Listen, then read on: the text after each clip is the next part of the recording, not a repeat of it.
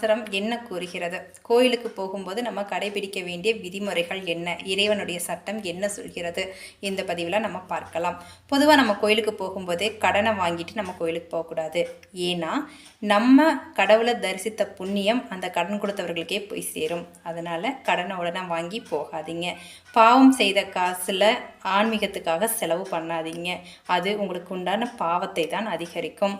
கோயிலுக்கு போகிறீங்க அப்படின்னாவே போகும்போதே தான தர்மங்கள் ஏதாவது செய்ய ஆசைப்பட்டீங்கன்னா போகும்போதே செஞ்சுருங்க. கோயிலுக்கு போயிட்டு வேண்டுதல்லாம் நிறைவேற்றிட்டு வரும் வழியில் தான தர்மங்கள் செய்யாதீங்க.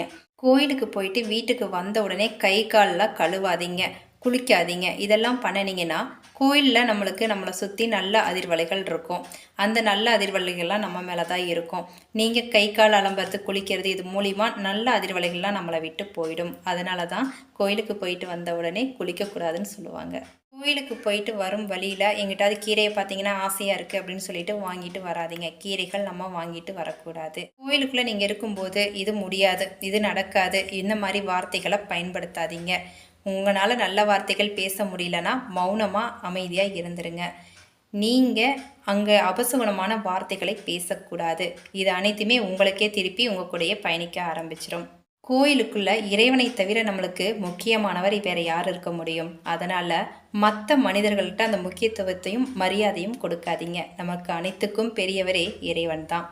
கோயிலுக்கு போகணும், இறைவனை தரிசிக்கணும்னு நீங்கள் முடிவு பண்ணிட்டீங்கன்னா நிதானத்தை தான் முதல்ல கையாளணும். வீட்டிலேருந்து கிளம்பும் போதே எதுக்கு எடுத்தாலும் அவசரப்பட்டு கிளம்புறது, வீட்டில் இதை காணும் அதை காணும்னு சொல்லி ஒரு போராட்டம், ஒரு சண்டை, கலவரத்தில் ஆரம்பிக்கிறது.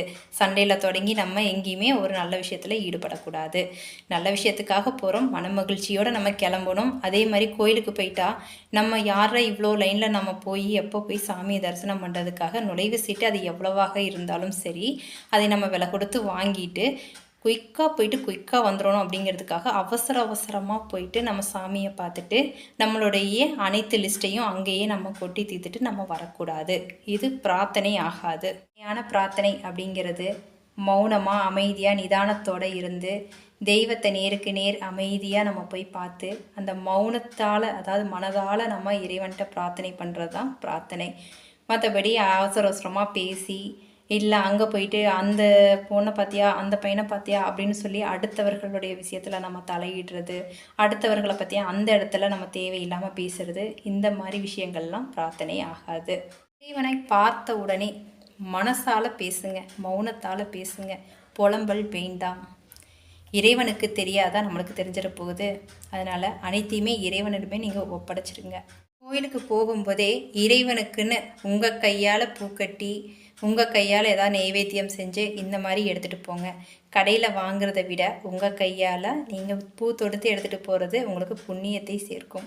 இன்னொரு முக்கியமான விஷயம், ஆணாக இருந்தாலும் சரி, பெண்ணாக இருந்தாலும் சரி, ஒரு குடும்பமாக போயிருந்தாலும் சரி, நீங்கள் எந்த கோயிலுக்கு போகிறீங்களோ அந்த கோயிலுடைய வரலாறு என்ன, மகிமை என்ன அப்படிங்கிறத தெரிஞ்சுக்கோங்க.